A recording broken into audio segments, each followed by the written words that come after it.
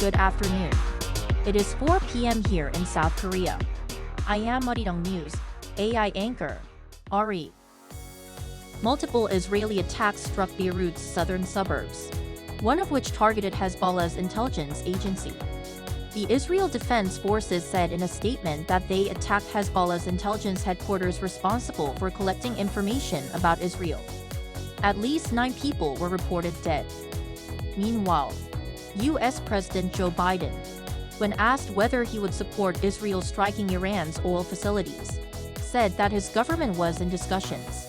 The possibility of an attack on Iranian oil infrastructure is causing market worries.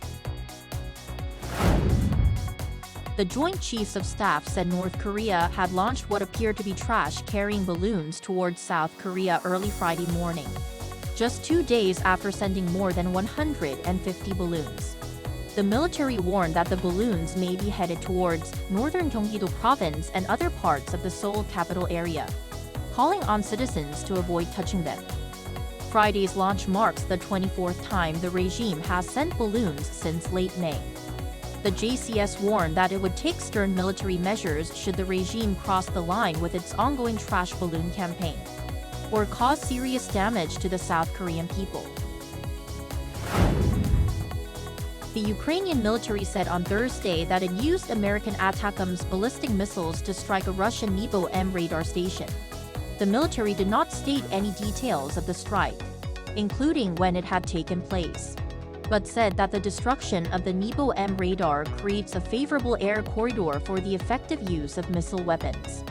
Meanwhile, NATO's new Secretary General Mark Rutte vowed in his first speech in the post to help reinforce Western support for war-ravaged Ukraine. And just 48 hours after taking over NATO leadership, Rutte made an unannounced visit to Kyiv, where he pressured Western countries to lift their restrictions on Ukraine's use of advanced weapons to defend their country. The death toll from the devastating Hurricane Helene that hit the U.S. Southeast last week rose to 215 as of Thursday local time. Massive search and rescue operations are continuing as hundreds are still missing. Among the 6 states it passed through, including Florida and Georgia, more than half of the dead have been recorded in North Carolina. The death toll comes as U.S. President Joe Biden continued his visit to the affected areas in the Carolinas and Florida recently to survey damage and promise support. Helene is known to be the second deadliest mainland hurricane in the U.S. since Katrina in 2005.